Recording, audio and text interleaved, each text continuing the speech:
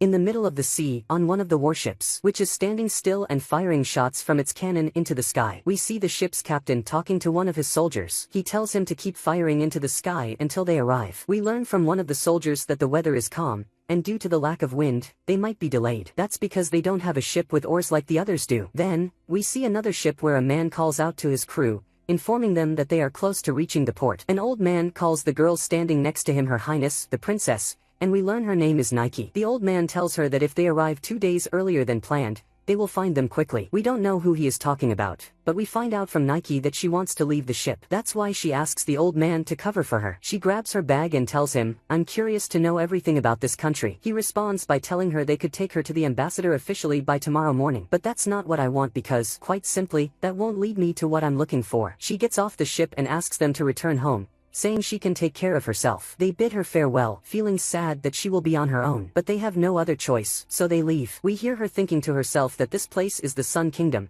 which controls large parts of the world. Then, we see her walking through the kingdom's market, stopping at a vendor who offers her a strange fruit for 4 san, after giving her a discount because she is beautiful. But she tells him, "You want me to give you 18 sakori? Are you crazy? That's way too expensive." Here, we understand that san is the currency of the Sun Kingdom, and sakori is the currency of the country Nike comes from, called the Rain Lands. At that moment, a man bumps into her, making her fall. He looks at her and says, "You're really a country girl." He didn't say it in those exact words, "my friend," but he meant that her clothes and appearance show that she's from a rural area. Then, we see her at a shelter, wanting to rent a room for the night. But the man tells her, "I don't have any vacant rooms." So she tells him, "Every place I enter tells me the same thing." She tries to convince him to let her stay just for one night, even if it's in the storage room. But he refuses, saying, "I can't let you stay here because the army came to stay in this place yesterday." He is worried about her safety, which is why he refuses. Nike leaves with her bag, unsure of what to do next. 2 men approach her and say, "If you don't have a place to stay, you can come with us." She believes them and asks if they have an empty room. One of them replies, "Yes, we have a room for 10 san. But they are tricking her. One of them pushes her to the ground, grabs her bag, and they both run away. She faints, and when she wakes up, she finds herself in the house of strangers. She begins explaining that she is from the Rain Lands, the 4th royal daughter, and that she came to the Sun Kingdom because she is supposed to marry its king. We then learn from the ruler of the Rain Lands that the Sun Kingdom's ruler issued a decree allowing their principality to remain independent, in exchange for marrying one of his 4 daughters. In the end, the choice fell on Nike. Her sisters are happy that she was the one chosen, because they fear the Sun Kingdom's ruler, his tyranny, and the terrifying stories they've heard about him. That's why she boarded the ship and headed to the Sun Kingdom. Then, we see 2 people talking, with one saying that everything is going according to plan and that by now, they must have intercepted her at sea. From their conversation, we understand they are talking about Nike, and it seems they are not pleased with her marrying the Sun Kingdom's ruler. They oppose the idea of a small country like hers gaining independence. Such a thing could lead to conflicts between similar countries, which might cause the Sun Kingdom's downfall. We also learn that they are responsible for escorting her to the palace safely. As they are talking, one of them hears a noise outside. It turns out to be the 2 thieves who stole her bag, discussing the strange money they found inside. They complain that she tricked them because the money wasn't even enough to buy them food. Suddenly, one of the men who were talking before appears and asks them what they were talking about. The next day, we see Nike looking for a horse to take her to the capital, but she can't find anyone to take her. She tells a little girl named Liza that she will stay with them and work until she finds a way to reach the kingdom's inner city. Then, we see them walking together, and Liza starts telling her about the kingdom and the achievements of its new king. She explains that the kingdom is always hot and that it has never rained there, which is why it's called the Sun Kingdom. Later, she takes her to sit under a tree, and Nike asks if this is her favorite spot. Liza replies that it was her father's favorite place because he used to sit here with her mother. Nike then asks, "I didn't see your mother yesterday. Where is she?" Liza answers that her mother died 4 years ago because of a battle that took place in the city. She explains that her father worked hard to take care of her and her sister until he bought the small house they live in now. Then, we see Nike hanging clothes to dry, and we see the 2 thieves again. We learn that they were hired to kidnap Nike in exchange for money. But one of them tells the other, "I don't feel good about this." The other replies, "Just toughen up and don't worry about it." They approach her, and at that moment, the man inside the house hears a noise. He goes outside to check, and Liza arrives, asking about her sister. He tells her, "She was here. I don't know where she went." We then see Nike and Liza returning from outside. Meanwhile, the 2 foolish thieves are running away carrying Mina, Liza's sister, thinking she is the girl they stole the bag from. Luckily, one of them finally decides to use his brain. He suggests, let's make sure this is the right girl. We don't want to bring the wrong person and end up looking like fools. Instead of getting money, we might get swords. They enter a narrow alley and realize that she is not the right girl. One of them says, alright, let's just kill her and go get the other one. The other responds, no, man, not to that extent.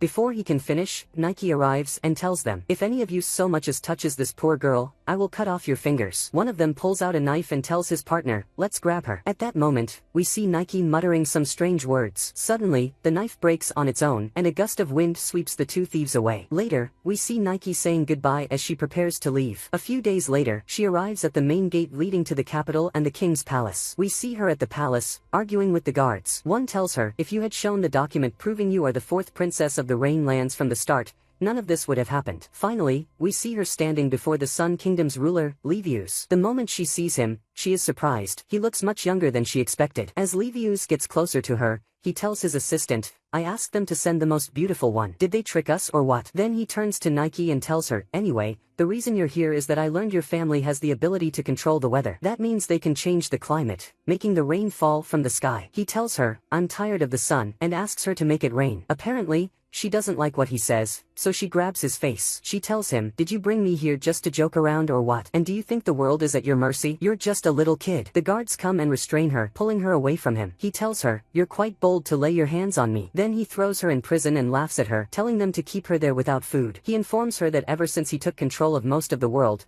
no one has been able to stand against him. That's boring for him, so he gives her a choice, either entertain him or stay there until she starves to death. Later, we see him sitting with his advisors, the kingdom's wise men, so to speak. He tells them, don't worry, even if she dies, it won't cause any problems. Besides, I don't need your opinion on something like this. I know what I'm doing. Then, we see her sitting in the cell, starving, talking to herself, saying, if I get my hands on him, I'll kill him and turn him into meat slices for my next meal. She repeats the same words as before and uses the wind to break the prison's iron bars. Meanwhile, we see Livius reviewing the kingdom's budget documents. His assistant advises him to take better care of his health since he hasn't eaten yet. Then he tells him good night and leaves. At that moment, the window opens, and Nike tells him, weren't you feeling bored and wanted me to entertain you? Come here, I'll entertain you. She knocks him to the ground and is about to say, I'll teach you some manners. But she collapses from hunger. He stands up and tells her, what were you saying? I didn't hear you. He asks her again to make it rain. She responds by telling him that it's not that simple. It requires specific rituals and time for it to succeed. He tells her, if you need anything in particular, just let me know,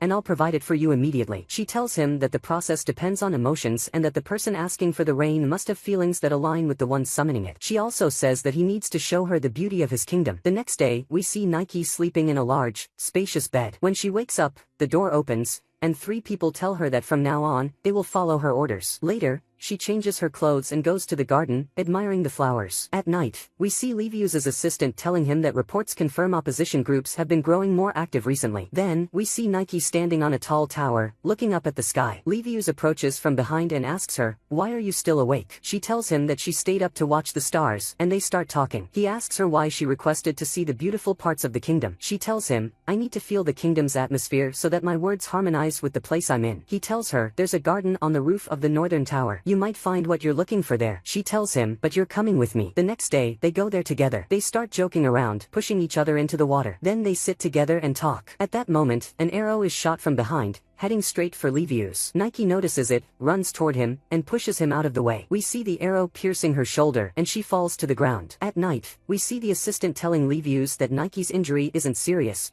but it caused a high fever. She is currently receiving treatment and resting in her room. He also informs him that the attacker managed to escape and they weren't able to catch him, but they suspect the culprit is linked to one of the opposing factions. Livius replies, it was only natural for this to happen, and it's good that it came at a time like this. It reminds me that in this world, you can only survive by being strong and defeating all your enemies. The ideal world that Nike talks about doesn't exist. The next day, we see her asking about Livius. The servants inform her that he used what happened as an excuse to eliminate any trace of the uprising against him. Indeed, he punishes several people, stripping them of their positions and lands, and orders their exile. She tells them, I have to go stop him and make sure he doesn't do this. At that moment, his assistant, Neil, enters and tells her, you're not going to do that. He informs her that he came to return her to the Rain Lands by order of the ruler. Then, we see a man talking to his soldiers, saying, that brat exiled me from the kingdom. One of them replies, we've completed all our preparations, and soon will force him off his throne. Meanwhile, we see Neil escorting Nike away. On the way, he tells her, "I know you're upset." She replies, "He shouldn't have treated me like that and let me leave without even checking on me." She also says she was willing to help him. Neil responds by telling her that the king isn't used to asking for anyone's help. He starts telling her about Livius and his mother, how they lived alone in the palace until he became the kingdom's ruler and, thanks to his intelligence and achievements, was able to establish control over the world. He tells her that Livius's mother, Sheila, was assassinated 3 years ago. He informs her that Livius decided to send her back to her country because he was afraid for her safety and wanted to protect her. At that moment, the carriage stops, and they see smoke rising from Livius's palace. Nike runs toward it. Then we see the palace engulfed in flames. We see the prison cell opening, and that man steps out, telling them to continue with the plan. Meanwhile, Livius's office is burning, and we see him crawling through a secret tunnel in the palace. He emerges onto a tower, and Nike is standing on the opposite tower. She begins chanting certain words, and suddenly, a cloud forms over the kingdom. Then, the rain starts to fall. Once the fire in the palace is extinguished, the rain stops. We see the servants cleaning the palace and removing the burned items. Livius is standing outside, and as soon as Nike arrives, she tells him, "So, you send me away whenever you want and bring me back whenever you feel like it?" He tells her, "I didn't force you to stay. If you want to leave, go ahead." Then he talks about the rain, saying it was his first time seeing it, but it wasn't as great as he expected. But in the end, he was happy when he saw the rainbow that appeared as soon as the rain stopped. When she turns to leave, he tells her, "No, where do you think you're going? You're staying here to entertain me." Later, we see them having breakfast, and Livius tells her he's planning a banquet so that everyone knows you will be the wife of the Sun Kingdom's ruler. Important guests from allied nations will attend the banquet. That's why he asks her to summon the rain again during the event. But she refuses, telling him, "Over my dead body. Do you think this is some kind of game?" They start arguing, and the guards rush in to separate them. That night, we see him sitting with his advisors, who ask, "Are you sure you won't increase the punishment for those who attacked the palace?" He explains that if he does that, people will focus on him even more, making him a greater target for another assassination attempt. Then, we see her saying, "Do I really have to study every day just to become this guy's wife?" The next day, the servants talk to her, telling her that the king always wakes up early to finish his work. His day is filled with meetings with important people. Later, we see her standing with Neil when the Minister of Foreign Affairs, Ferrara, arrives and greets her. He starts introducing the guests, including the Ocean Kingdom's ambassador, who came specifically to attend the banquet being held for her. She thanks them and introduces herself, saying she is Livius's wife. The Ocean Kingdom's ambassador responds, "You mean to say you're his companion?" Then he adds, "I know everything about you, and I also know your country is bankrupt. Not to mention that you have a strange talent, and I assume His Majesty brought you here purely for entertainment." At that moment, Livius arrives and tells him, "Watch your words, because, in case you haven't noticed, the woman you're talking about is my wife." Afterward, they leave, and she thanks him, saying, "By the way, you don't look like you're in a good mood. Are you tired?" He tells her, "No, it's nothing. I just didn't sleep well. I stayed up all night." Then he lies down on her lap and tells her, "You know, I want to do so many things, but I never have enough time." He asks her again to use her power and make it rain like last time. She tells him, "Didn't you say you don't like the rain?" He replies, "That's true. It reminds me of memories I'd rather not recall." Then she asks him why he carries all the kingdom's burdens alone. "Why don't you appoint someone to share some of the pressure?" He suddenly gets up, visibly irritated, and tells her, "Stay out of things that don't concern you," before walking away. Later, we see her sitting in her room, remembering her grandmother, who taught her how to summon rain. At that moment, she hears voices from the servants working in the palace. They apologize if they disturbed her. She laughs and tells them, "It's fine. Don't worry about it." As she gets up, she notices some flowers and is delighted, assuming the servants placed them there. She thanks them, saying she loves this type of flower. They exchange glances before telling her, "His Majesty wakes up every day to collect these flowers for you from the garden." She is surprised and learns that he specifically instructed them not to tell her about it. She looks at the flowers and mutters, "Is this guy an idiot or what?" Then she opens his bedroom door and enters while he's asleep. She stands there, watching him sleep, when suddenly, Neil appears behind her and asks, "What are you doing here at this hour?" She panics and tells him she came to check on Livius since she hadn't seen him all day. He hands her a small bottle and asks if she knows what it is. She tells him it's a sleeping potion. At that moment, we learn from him that ever since Livius's mother died 3 years ago, he had been taking that potion every day. But recently, he stopped taking it because of the sense of comfort he felt ever since she came into his life. He explains to her that Livius only feels at ease when there's someone standing by his side. She gets emotional and mutters, "Looks like I'm the only idiot here." She turns to look at him again, smiles, and tells Neil that she will stay by his side no matter what. The next day, a banquet is in full swing at the palace. The man who insulted Nike apologizes to Livius, who simply tells him, enjoy yourself and forget about it. Meanwhile, one of the guests asks where she is and why she hasn't appeared yet. Since the event is in her honor, it would be disgraceful for her not to show up. Livius leaves, visibly annoyed that she hasn't arrived yet. Then Neil stops him and tells him, don't worry, and asks him to trust her. At that moment, everyone hears a woman singing, and they are all captivated by her beautiful voice. Nike appears before them, astonishing everyone with her beauty. She begins speaking, expressing her gratitude for their presence and thanking them. Then she starts singing, chanting specific words, and suddenly, it begins to rain. Everyone is stunned, especially Livius, who can't believe his eyes and is mesmerized by what he sees. After she finishes, the guests applaud her. A man, trying to act like a gentleman, kneels and extends his hand to her. She laughs and is about to give him her hand when Livius suddenly grabs it. He tells the ambassador, what's wrong with you? Do you think I'm just standing here with horns on my head? It's clear that he's jealous. He then tells Nike, didn't you say you can't summon the rain just for fun? She replies, the people here came to witness this. Before she can continue, he interrupts her and says, you don't have to explain. I already know. Then he thanks her, clearly happy. She gets flustered and tells him, I should be the one thanking you, not the other way around. Later, we see her watching him sleep, and it looks like she has fallen for him. She mutters, wow, those eyelashes and that hair, there's nothing else like them. Just as she reaches out to touch his hair, he suddenly opens his eyes and asks, what are you doing? She gets embarrassed and starts arguing with him. Then Neil walks in and says, looks like I came at a bad time, huh? We see Livius standing in his place while someone is painting his portrait, but it seems like he's not happy with it, as they say. Neil tells him, I'm sorry, it's my fault, but could you please smile a bit? It's for the country's sake. This picture will be featured on the Royal Family magazine, which is issued once a year. Everyone in the kingdom looks forward to this magazine, so he can't appear scowling. Then we see Livius entering the room to check if Nike is ready. He is surprised to see her wearing a white dress and tells her, looks like everything suits you well. Later, we see the kingdom's advisors looking at the Royal Family magazine before its release. One of them tells Livius that his engagement date is approaching, but there are some important matters to handle first. Livius replies, explaining that he has already completed some obligations that were causing delays. Everything has been going smoothly and nothing went wrong, so everything will proceed as planned. Then, we see someone rushing in to deliver urgent news to another person. Meanwhile, Nike is sitting and looking upset because breakfast wasn't that great. It's clear that she's on a diet to lose weight. At that moment, the chef calls her over, gives her some food,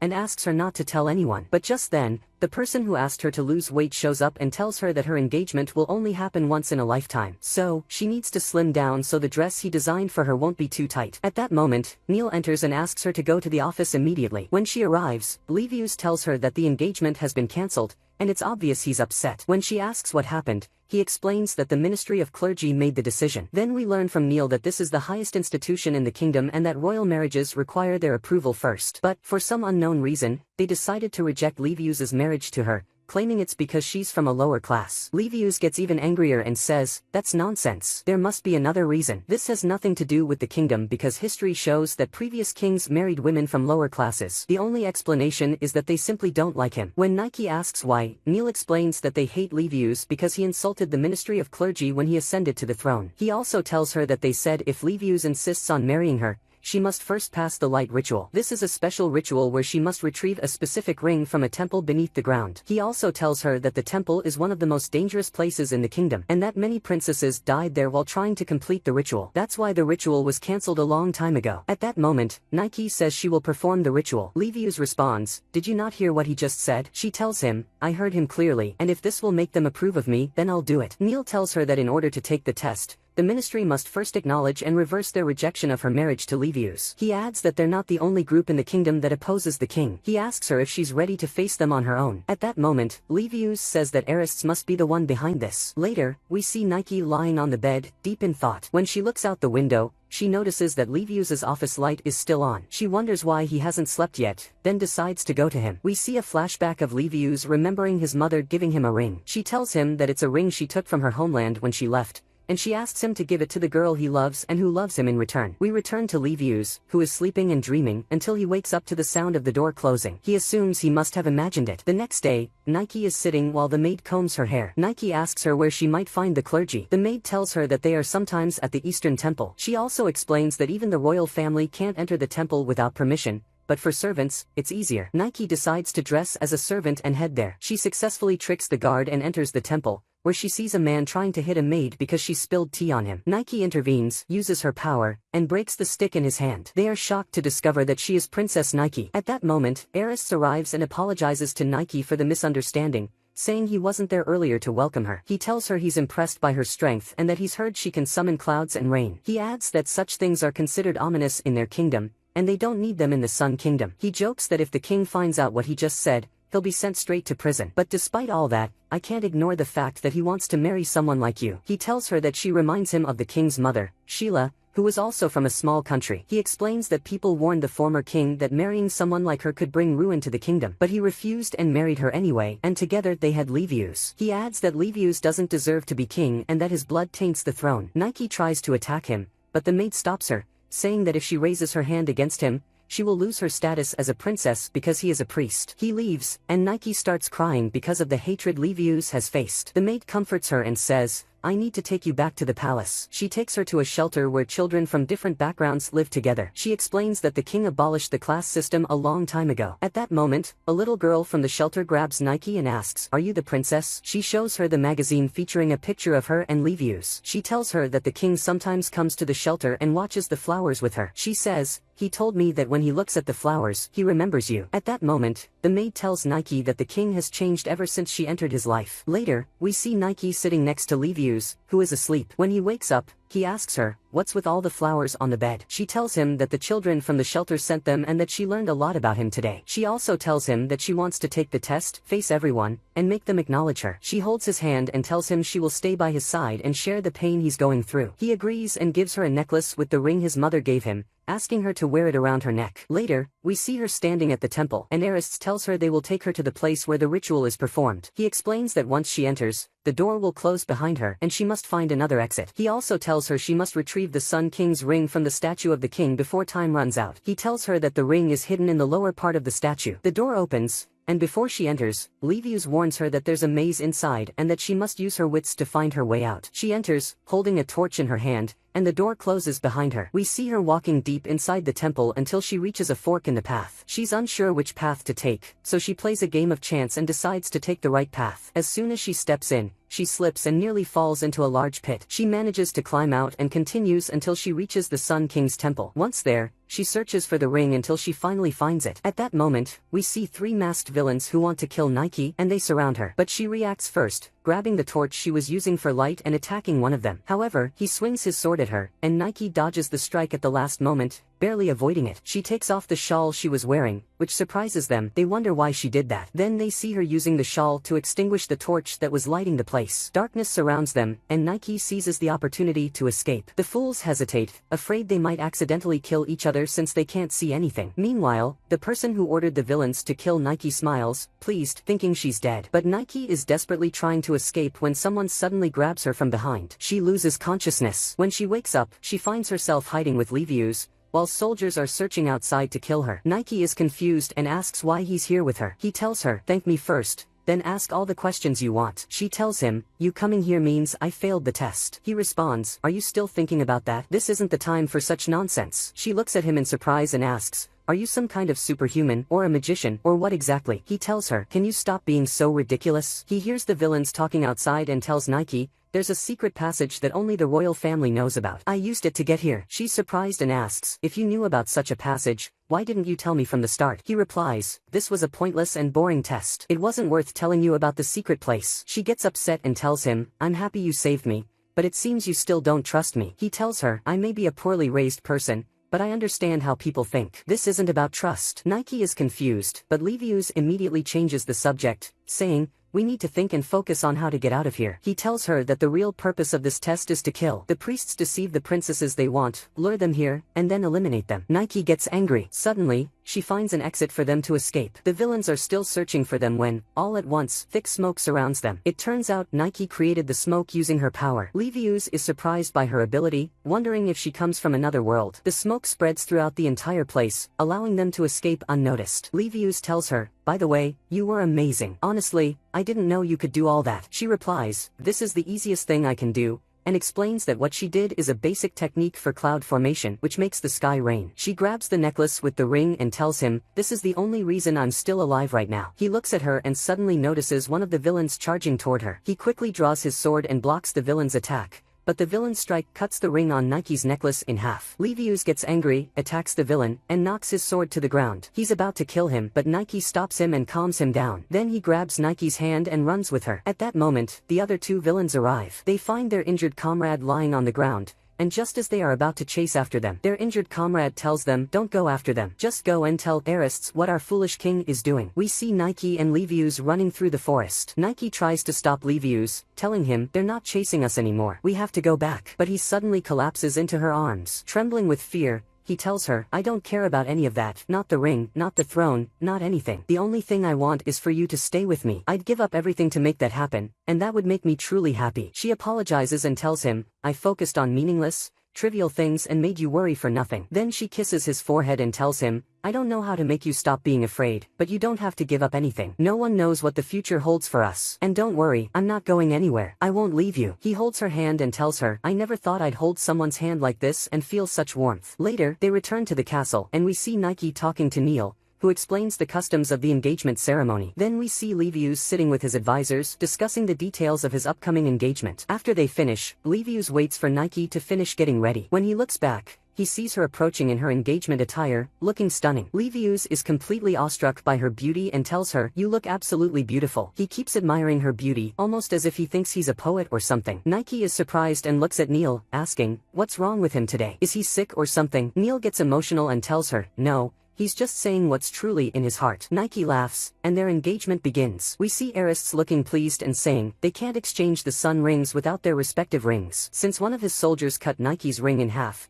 he believes Livius won't be able to say in front of everyone that the ring is broken. That's why he's annoyed. He thinks Livius's fate is now in his hands. The priestess opens the ring box but finds nothing inside, looking confused. Nike sits on the ground and apologizes to the priestess, telling her she couldn't retrieve the ring from the temple. The priestess asks, "So, are you calling off the engagement?" Nike responds, "No, I won't cancel the engagement." Everyone in the room is shocked by her words. Livius then speaks, "My princess means that an old, worthless ring from the underground temple is not worthy of the king of the entire world." The priestess asks, "Then what is worthy enough? Did you make a gold ring instead?" Livius replies, "Gold? No, something much better than that." Then he tells everyone that they will place a ring around the real sun. Everyone is curious to see what he will do. Arists tries to ruin the engagement by telling the priestess, "Are you really going to let him continue this farce?" She responds, "There's no problem. Besides, aren't you curious to see what he'll do?" We see Nike using her power, creating a ring around the sun itself. Everyone is amazed, even the priestess, and even Arists himself. They all cheer and celebrate. One of Arists' soldiers is upset and tells them that he saw Livius helping Nike in the temple. Livius is happy, but Arists quickly runs to his soldier, hits him, and silences him before he can expose them. At that moment, Livius speaks,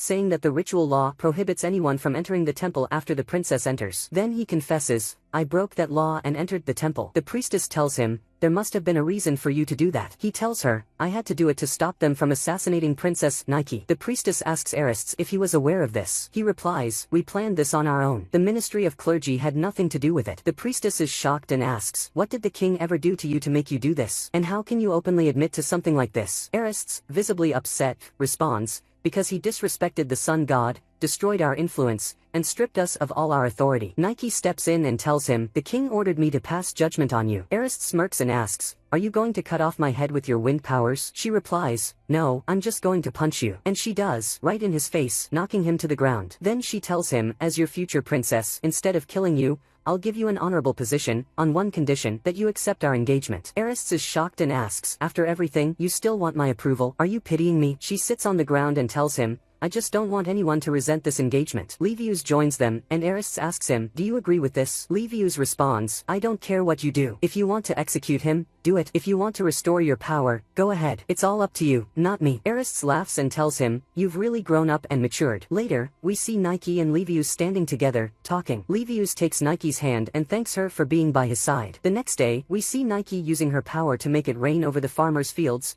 then running to check on their crops. One of the farmers grabs her hand, but his wife scolds him, saying, "You'll upset King Livius if he sees you." He laughs and says, "We're far from the palace. He won't see us." But Livius is watching Nike through a telescope, looking displeased. He fires a cannon shot into the sky. The farmers get scared, but Nike reassures them, don't worry, that's my signal to return to the palace. She leaves, while a girl on horseback watches her from a distance. When Nike arrives at the palace, she storms into Livius's room and says, "You called me back with a cannon shot. You couldn't find any other way." Neil gets upset with her, telling her she should respect Livius and reminding her that she has a lesson in etiquette. But Livius calms him down and tells Nike, "I want you to drop the formality. We're family now." He even gives her a nickname and tells her, "You're my wife, you know." Nike is completely shocked, flustered, and asks, "Why do you want me to call you by your name? I could just call you, Your Majesty, for example." Livius gets annoyed and tells her, "There's no emotion in that title. That's why I want you to say my name." As they're talking, a little girl suddenly bursts in, calls Livius by his name, and runs into his arms. She tells him, "I missed you so much. And you've grown a lot. We agreed that we'd be together in the future." Nike is stunned, completely confused by what she's witnessing. The little girl turns out to be Luna, the royal princess of the Ocean Kingdom and Livius's childhood friend. Luna's entourage arrives, and Nike, Livius, and Luna sit together for tea. Luna tells Livius, "You're my fiancé." He responds, "That never happened. You were the only one saying that. I never agreed, and neither did your parents." Then, he grabs Nike's hand and says, "Here's my real fiancé." Luna gets upset and tells Nike, "So, you're a man-stealer. You tricked him and made him fall for you." She adds, "I won't leave this place and return home until I see you leave here heartbroken, with tears running down your face. Honestly, I've never seen someone more shameless than this girl, my friend." Anyway, Nike and Luna keep arguing and competing in everything. Nike gets exhausted and goes to sleep. Livius joins her in the room, laughing with her. He ends up sleeping on the bed beside Nike. Suddenly, Luna bursts in angrily and asks, "What are you two doing?" The next morning, we learn that Luna slept beside them. Later, Nike is learning how to dance with Neil, but she accidentally steps on his foot. At that moment, Livius and Luna walk in, and Luna starts mocking her and her dancing. Of course, Nike gets annoyed and thinks to herself, "What does this girl want from me?" Then Luna asks Livius to dance with her, and he agrees. They look perfect together, and the servants comment on how well matched they are. Nike gets flustered and embarrassed, so she leaves the party. Luna follows her, and Neil rushes after them, hiding nearby to eavesdrop. Luna tells Nike, "See, who looks ridiculous now?" She explains that, in their world, marriage is more important than love. It's just a way to secure alliances between nations. She also says she can support Livius and help him in ways Nike never could. "All you know how to do is make it rain. You're useless otherwise." Nike walks away without responding and finds a quiet place to sit alone. Livius searches for her and eventually finds her, but she leaves, telling him she's just feeling unwell and needs rest. But instead of sleeping, she starts practicing her dancing alone. Livius walks in, carrying 2 cups of tea. He hands her one and says, "I really admire your determination." She drinks the tea and casually tells him, "That was great." Then she suddenly blurts out, "I wish I had met you sooner." Realizing what she just said, she gets embarrassed and thinks, "What on earth am I saying?" Livius tells her, "I'll never let you slip away, even if everyone tells me you're not suitable for me. You're the only one who can do what I need, something much more important than dancing, etiquette, or political alliances." He teases her, saying, "By the way, I'll be taller than you soon. This height difference is just temporary." Then he tells her to stop sulking and that they should enjoy life more. They start dancing together, and Nike is overjoyed. Luna watches them from a distance. The next day, Luna challenges Nike to a horse race. Livius tries to stop them, saying it's dangerous. But Nike tells him, "She's determined to race me, so I'll do it." As they start the race, Luna taunts Nike, asking, "Do you really want to be with Livius that badly?" She goes on about how she has loved him for so long. She keeps listing all the things she loves about him, his looks, his clothes. Honestly, she's just clinging on to him at this point. Of course, Nike gets annoyed and responds, "I haven't known him as long as you, but the time I've spent with him has shown me the world. I've seen and learned everything about him, and that's why I love him." Luna is so shocked by her words that she doesn't notice the path ahead and falls off her horse. As she falls, she remembers her past,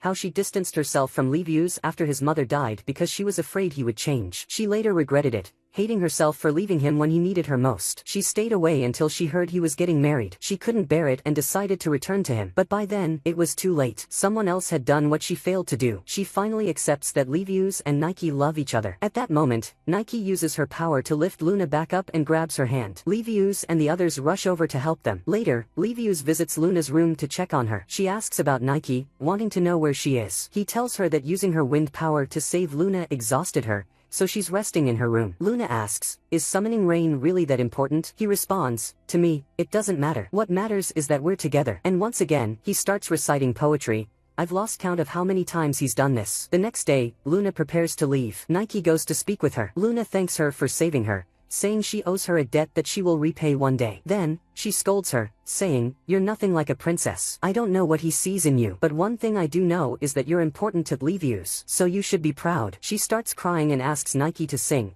so the rain will fall and hide her tears from Livius. At that moment, we see Livius and Neil watching them from a distance as the rain falls. Later, we see Nike being punished by writing lines for sneaking out of the palace without permission. She complains to Livius, "Be quiet. You're giving me a headache. I only went out to get you something nice. You better take it and be happy because if you complain, I'll get mad." She hands him a guava. Then, for the first time, she calls him by his name, Livius. The next day, Nike gets really excited and starts fulfilling her official duties, determined to become a true princess. She eagerly studies lesson after lesson, enjoying what she's doing. Then, she goes to sleep, but Livius knocks on her door and wakes her up. She steps out to see who it is and finds Livius holding a bouquet of flowers. He hands them to her, takes her hand, and says, "Let's sneak out of the palace." Nike is shocked. They go outside and find that the harvest festival is in full swing. He tells her, "I wanted to show you something new instead of all these formalities. You looked like you were about to lose your mind." Nike plays a target game and tells him, "I've never lost this game back home." She hits the target perfectly, winning all the prizes. The game master turns pale, realizing he's lost everything. While she's playing, a girl stands behind her, watching closely. Nike turns to her and says, "What are you doing? We came here to have fun." We then find out that the girl is actually Livius in disguise. Nike dressed him like that since he's the king and can't be recognized. He gets irritated and tells her, "Of all disguises, you had to make me wear this. There were a million other options. If someone recognizes me, I'll look ridiculous." She teases him, saying, "Nah, you look cute. No one will recognize you. Besides, I always wanted a little sister. Are you having fun, little sis?" Meanwhile, someone is watching them from afar. As they walk, Nike tells Livius, "I feel like someone's following us." Then, they spot the two men who kidnapped Nike before. They're now stealing from a small child. Nike trips them, making them fall to the ground, then takes back the stolen money, scolding them. Terrified, they tell her, "We'll do whatever you want, boss." Livius asks, "Wait, are they working for you or something?" She remembers everything they did to her and replies, "No,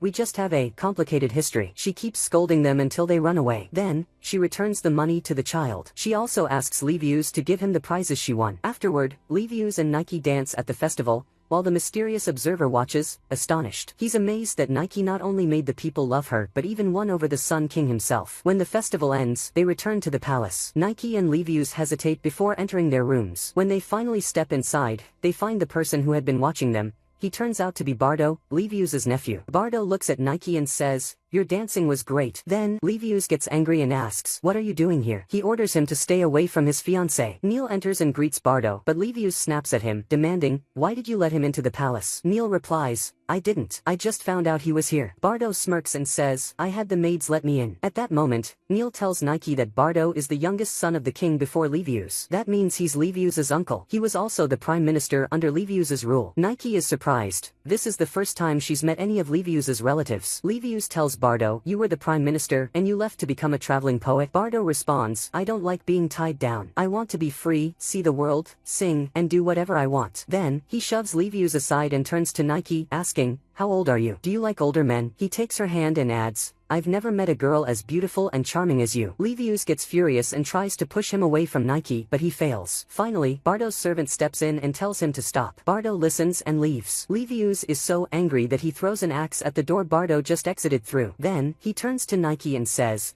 "If I ever see you joking or laughing with Bardo again, I'll throw you in prison." Nike is upset by his words. As she walks away, she hears excited screams from the palace garden. She looks outside and sees Bardo skillfully shooting arrows at a target. The girls around him swoon over him, while the men look annoyed. Nike watches in surprise as all the girls chase after Bardo. A maid tells Nike that Livius and Bardo used to be very close friends. Livius even trusted him completely. This surprises Nike because Bardo should have been the rightful king, yet he settled for being the prime minister. Livius overhears them and says, "I didn't trust him. I just saw that he was useful, so I kept him around." Then, he glares at Nike and asks, "Why are you so interested in Bardo?" Frustrated, he grabs a bow and tries to shoot an arrow, but he struggles because the bow is too big for his height. Annoyed, he snaps the bow in half. Bardo watches them and laughs, saying, "So, you guys came to cheer for me." He tells them that Lady Larissa prepared a feast to celebrate his return and invites them to attend. Livius refuses, but Bardo provokes him, saying, "I know this isn't a good time for you, Livius.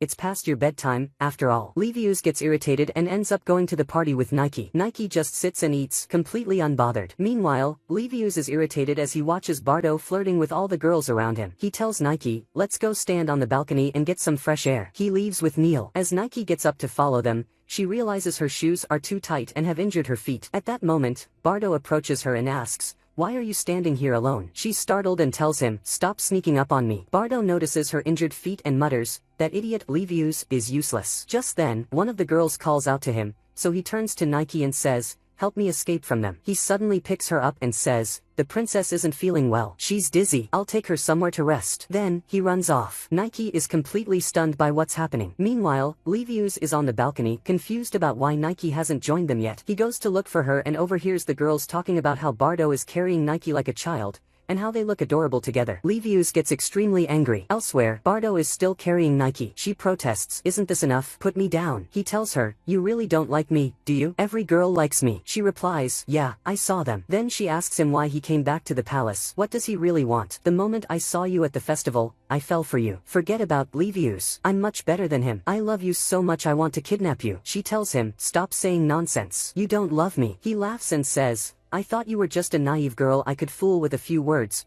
but you're actually sharp. Am I really falling for you? Suddenly, Livius storms in, furious, with his soldiers. He orders them to arrest both of them. Bardo tells him, Nike has nothing to do with this. Livius snaps, shut up. You're both guilty of adultery. Nike is shocked and yells, what are you talking about? You're really going to imprison him? Livius glares at her and says, didn't I tell you if you got close to him again, I'd lock you up? He grabs her by the hair and says, I could lock you in your room until you die. You have no idea who I am. I could burn your whole country if I wanted to. I can do anything. Bardo is taken to prison. Nike is locked in her room, forbidden from leaving. She is completely stunned by what Livius has done. She calls out to him, but he ignores her. The next day, Livius goes to Nike's room and tries to talk to her, but Nike uses her power to cut a strand of his hair. She warns him that if he comes any closer, she'll kill him. He gets furious and says, how dare you use your power against me? They start arguing, and she throws a pillow at his face. He gets even more annoyed, grabs her, and says, I came here to ask what exactly he did to you. She replies, he didn't do anything. All he did was put me on the bed, and that's it. She adds, you always act weird when it comes to Bardo. Where did all your usual calmness go? He lets go of her hand and says, I can't stay calm when he's around. Then he tells her to get some rest and leaves. Nike is confused, not understanding what's going on between them. Livius then orders the guards watching her to leave. Neil asks him, are you sure about this? Livius replies, yes, even if I remove the guards,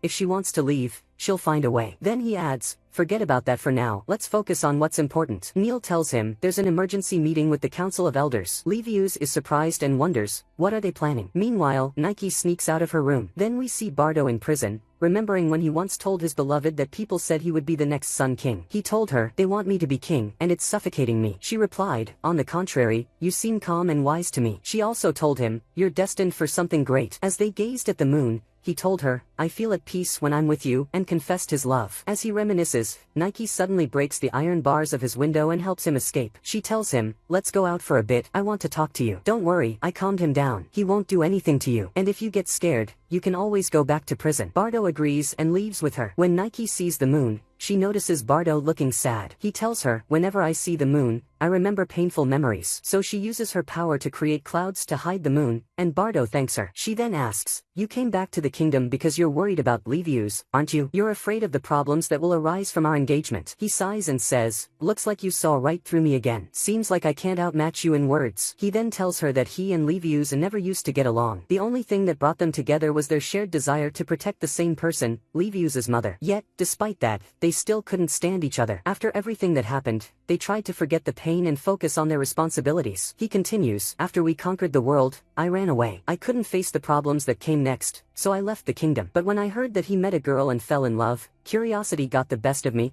so I came to see for myself. If I had found out you were just fooling him, I would have played along for a bit, then kicked you out of the palace. Nike is shocked by his words, but he reassures her. Turns out, what I feared didn't happen after all. Then he tells her, take care of him. Don't leave him alone. I'm going back to my journey. Nike gets angry and asks, why don't you try facing him? Why don't you stay with him and help him? She punches him. He tells her, Livius wouldn't let me face him even if I tried. She is so shocked that her power fades, and the moon reappears. Later, she returns to her room, and Neil rushes to her, saying, where were you? The whole palace is in chaos. She replies, frustrated, help me make Livius and Bardo, those two stubborn fools, listen to each other. Meanwhile, Bardo dreams of Livius crying, asking him to join forces. In the dream, Livius says, let's take over the world and build a new one where the sun never rises. When he wakes up, we see that he's been sleeping in a tavern. At that moment, Neil visits him and asks to talk. Meanwhile, Nike asks Livius to meet her outside, like any normal married couple would. He's surprised and says, Are you even in a position to make demands? Aren't you the one who helped Bardo escape from prison? Then he says, forget it, I don't care anymore. Whoever left is gone. She asks, so you're really not upset? He asks, what do you mean? She tells him, I'll be waiting for you in the garden, then walks away. Livius heads to the garden, wondering, what does Nike want from me? Suddenly, it starts raining. He runs for shelter in a garden house, thinking Nike is inside. But to his surprise, he finds Bardo there instead. Meanwhile, Neil and Nike watch from a distance. Neil notices that Livius is about to leave, so he tells Nike to make it rain harder. She does, making it so heavy that they can't leave. Bardo tries to talk to Livius and even hands him his jacket so he doesn't catch a cold. But Livius coldly tells him,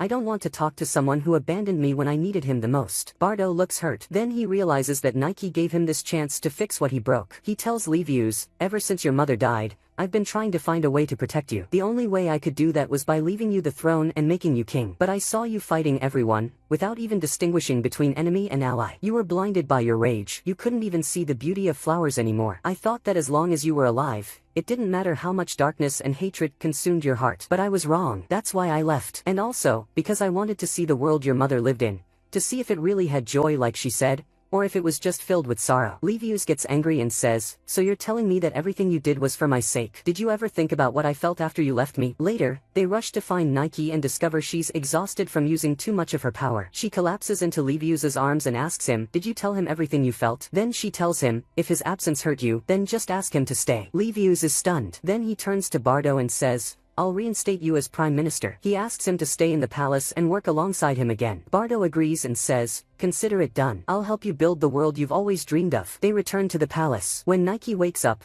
she finds Livius asleep in a chair beside her bed. Bardo tells her, let him sleep, don't wake him up. He stayed by your side all day. He asks her how she's feeling. She replies, I'm fine. Then he thanks her for helping him reconnect with Livius. He starts flirting with her again. Livius wakes up and punches him, saying, you really want to die, don't you? They start bickering again. Nike gets annoyed but eventually, they all burst into laughter together. The next day, there's a huge banquet attended by nobles and prime ministers from all over the world. Nike prepares herself, dresses elegantly, and gets ready to attend the banquet with King Livius. They sit together, welcoming the guests. After greeting so many people, they grow exhausted, so Livius decides that after the banquet, he and Nike will go on a trip. Nike is thrilled, but Bardo interrupts them, saying, if you two want to go on a trip, you have to finish all your work first. Meanwhile, Neil gives Nike a lecture, telling her, this is your first time attending a banquet with people from all over the world. He tells her she must summon rain for the opening ceremony and reminds her not to make any mistakes. She starts feeling anxious and tells him, give me some space. Let me breathe a little instead of suffocating me. Later, Nike walks around, thinking about how she will handle the opening ceremony. The servants chase after her, holding an urgent letter from her homeland, Rain Country. The moment she sees the letter, her face changes, and she hides its contents. The opening ceremony begins, and Nike summons the rain. Everyone is delighted. After the ceremony, Bardo praises her for her excellent work and asks Livius, what do you think of the rain? Livius replies, it was terrible. The rain felt gloomy and lifeless, and Nike wasn't focused at all. Everyone is shocked by his words. He looks visibly upset. When Bardo tries to calm him down, Livius pushes him away and asks Nike, what are you hiding from me? Tears stream down Nike's face as she tells him, I received a letter from my homeland. It says that my grandmother is in a coma. Bardo reads the letter. It states that her grandmother is truly unconscious, lying in bed, and that her only wish is to see Nike. Nike sobs, telling them, she was the one who taught me how to sing. She also raised me. She wipes her tears and reassures them, don't worry, I'll focus again and take responsibility for my actions. Livius interrupts her and orders Neil to cancel all of Nike's appointments. Then he asks, how long will it take to arrange the trip? Neil replies, about 3 days. Nike is surprised and asks, you're letting me go visit them? Livius replies, no, I'm not letting you go alone. I'm coming with you. Everyone is stunned. Neil and Bardo both protest, saying, you can't travel, you're the king. But Livius tells Bardo, you're responsible for everything until I return. That's the prime minister's job. 3 days later, they board the ship. Nike is sad, reminiscing about her memories with her grandmother. Livius goes to talk to her and says, I never expected my first trip outside the kingdom would be with you. Then he asks, why didn't you tell me about the letter? She replies, I didn't want to upset you. You were focused on the banquet. Livius tells her, you don't have to carry everything alone. What do you think a husband's duty is? I have to share everything with you. Nike is surprised and asks, how did you know I was upset and hiding something from you? Livius replies, the rain's emotions must align with yours, but this time, it felt different from before. He tells her, you might be able to deceive everyone, but you can't fool me. He looks at her intently. But honestly, I'm glad this happened. Because now, I finally get to see the country where you were born. It's the one place I've always wanted to watch the stars with you. Nike is overjoyed, hugs him, and thanks him. They arrive in Rain Country, where Nike's sister welcomes the king and Neil. They go to the palace to check on her grandmother, only to find her sitting normally. She tells them, my back was aching, that's all. Everyone is shocked. They traveled all this way for nothing. But her grandmother tells them, I just wanted to see the Sun King. I'm happy that you came all this way for me. At that moment, Nike's sisters rush in, running straight toward Neil. They start flirting with him, thinking he's the Sun King. They exclaim, we wish we had married you instead. They argue over him. Then, their grandmother asks Nike to introduce them to the real Sun King. Nike calls them over and says, allow me to introduce my husband, the love of my life, Livius, king of the Sun Kingdom. They are stunned when they realize the king is just a young boy. Then they start fawning over him, too. Livius's face turns blue from stress as they lift him up to take pictures with him. They tell Nike, don't worry, sis, we'll give him back. Later, Nike takes Neil on a walk to show him around. Meanwhile, Kidora, who had been hiding and observing everything, finally steps forward. He tells his grandmother, I was shocked when I found out the Sun King is just a child. Then he declares, I won't let him return to the Sun Kingdom with Nike,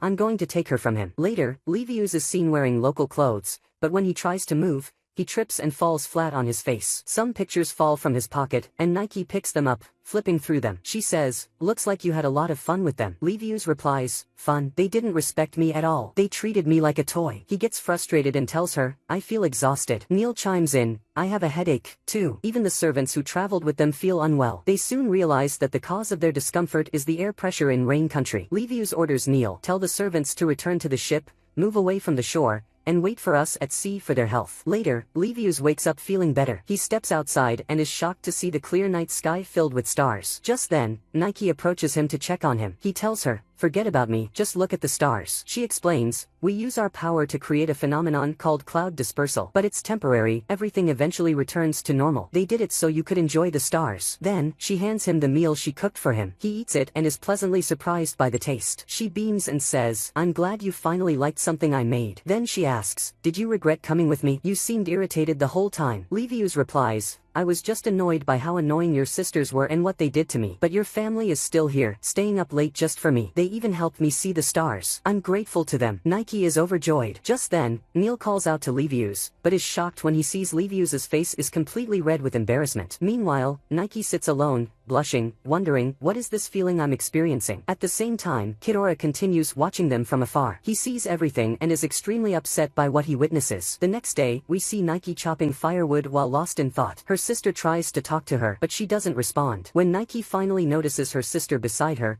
she gets startled, while her sister is shocked by the amount of wood she has chopped. After finishing with the firewood, she moves on to peeling potatoes, quickly completing the task before walking away. She keeps thinking about the kiss she gave Livius and blushes, banging her head against the wall to calm herself down. She then goes to Livius's room and enters without knocking. Livius yells at her, don't just barge in like that without knocking. And I went outside earlier. The weather was rainy and my clothes got soaked. Nike quickly says, how about we go out for a walk together? So they go out for a walk in the rain, carrying an umbrella. Nike holds the umbrella while walking beside Livius. He then reaches out and holds her hand that's holding the umbrella. They both blush but keep walking. Livius apologizes, saying, I was upset when I said I could burn your entire country if I wanted to. He adds, I'm happy I got to see this place with the rain falling. Nike smiles and tells him, no matter where we are, here or in the Sun Kingdom, we'll always be together. Livius replies, in the Sun Kingdom, I feel like you have so much freedom that you might fly away from me. But here, we're so close, standing together under the rain, as if we're the only two people in the world. Nike is overjoyed by his words. Just then, Kidora appears. Nike says, it's been a while since I last saw you. When did you get back? She then introduces Livius to Kidora, explaining that he is her cousin. He had traveled to Saudi Arabia to build his future, and now he's back. Kidora kneels and greets King Livius. Nike asks, what are you doing here? Kidora replies, the King of Rain, your father, is bored and asked me to take a walk with him. Meanwhile, we see her father hiding,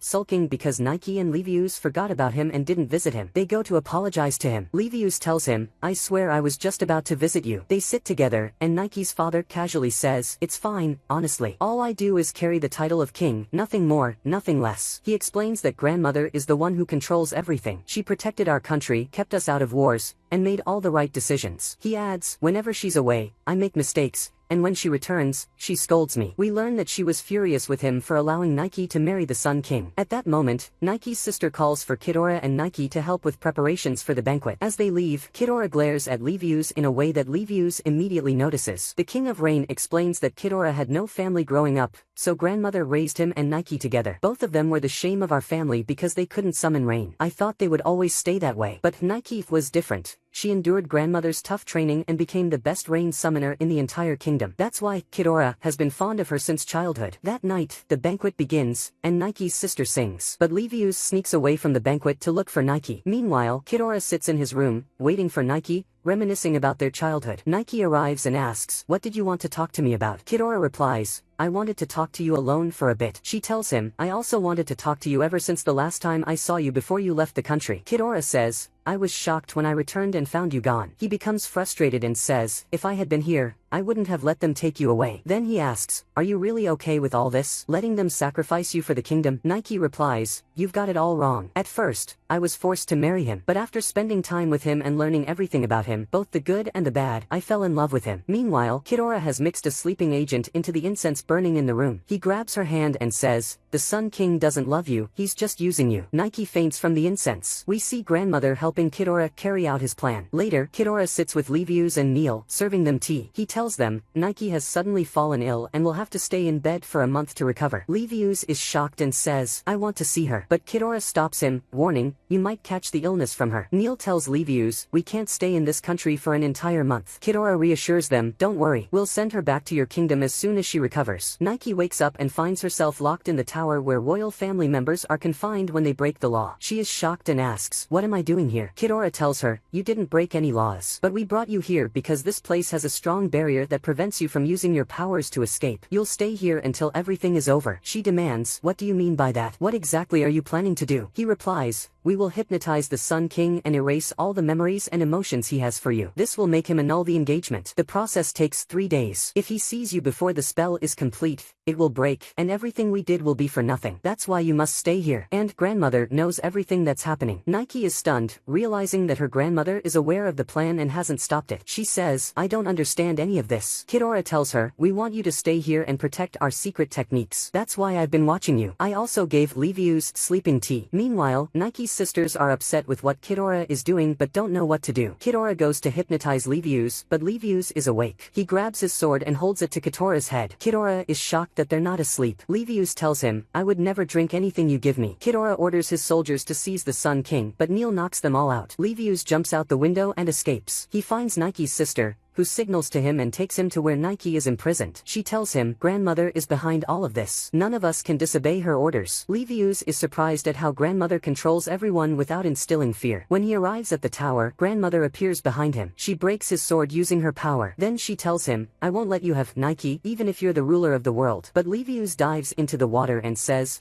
"I don't care about the future, I only care about the present. Nike is mine, and I won't leave her." Meanwhile, Nike pounds on the prison door until her head bleeds. She cries and says, "Even if my whole family turns against me, I won't leave him because I love him." Nike feels sorry for Katura, so he opens the door for her and says, "I can't leave you while you're injured. Wait, let me treat you." He wraps her head and gives her the key to the door behind him, which can only be opened from the inside. Then he tells her, "Go, I can't watch you like this." She thanks him and runs out. When she gets outside, she finds her sister standing by the door and reassures her. But she tells her, "This isn't the time to talk about that. The important thing is, what's the deal with this hypnosis?" She asks. Her sister replies, "Don't worry, the hypnosis failed. But right now, he's fighting grandma for your sake." Nike is shocked and rushes with her sister to Livius. She wonders, "Since when did I become this important to Livius?" She thinks to herself, "All I ever did for him was sing." When she arrives, she finds Livius lying on the ground, with her entire family standing around him. She tries to wake him up, helping him expel the water he swallowed while crying. She tells him, "If I lose you, I won't be able to sing ever again. This is the first time I've felt all these emotions,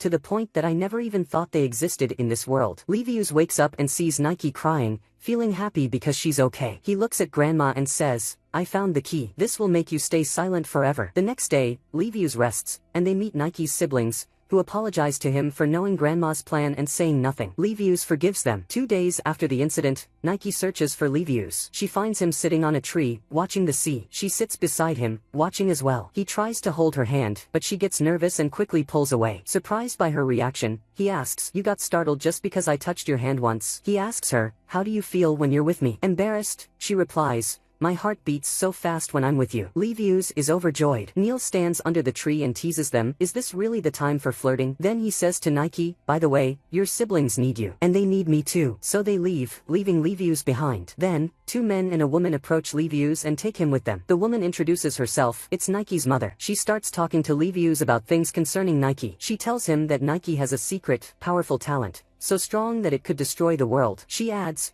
if someone with power and influence exploits this ability, they could use it to bring ruin to the world. So it's better if she stays here. Livius gets upset and tells her, if she stays in a weak, small country like yours, she'll be in great danger. The safest thing for her is to be with me. I'll protect her for the rest of my life from anything that tries to harm her. Nike's mother is pleased and dresses him in the ceremonial outfit for marrying her daughter. They finish preparing for the celebration. When Livius sees Nike in her wedding dress, he is stunned by her beauty. He becomes very shy, making Nike shy as well. She's surprised that her mother is there and cries out of happiness. Livius tells Nike, "You look so beautiful in this dress." They hold hands. The celebration begins, and everyone laughs and enjoys themselves. They surprise Livius by asking him to talk about the bride. Livius is taken aback when someone asks him, "Did you fall in love with Nike at first sight, or what?" He replies, "No, at first, I thought she was a terrible, disrespectful girl and threw her in prison." Everyone laughs at his words. Livius stands up and says, "My mother was the only one I considered my family. So many people who were close to me by blood hated me and didn't want me to exist at all. That's why I never understood what family meant. Even now, I still don't know what it means." Nike's sister asks him, "You don't like the whole family thing, do you?" He replies, "No, quite the opposite. I envy people who have families. A lot has happened to me in this country, and because of that, I thank all of you. I promise you, I will make Nike happy." Everyone is overjoyed, while Nike is stunned. Meanwhile, Katura stands in the distance, watching the celebration. Nike feels sad that Katura and Grandma didn't attend the wedding. Katura sits in the place where he and Nike used to sit when they were kids. When he looks behind him, he finds Livius standing there. Livius says, "Why are you sitting so far away by yourself?" He tells him that he didn't come to ruin his moment. Then he adds, "I just came to let you know that Nike is worried about you and Grandma. We're leaving in 2 days." Katura asks, "So you want me to go see her and say goodbye, or what?" Livius replies, "I'm not here to rain down a storm of emotions and feelings on you." He continues, "This place is important to you because you used to play here when you were kids. But you're wasting your time here because you're a coward, too afraid to face her." Katura gets angry and throws a fruit at Livius, saying, "You have no idea how I feel right now. I've been watching Nike this whole time,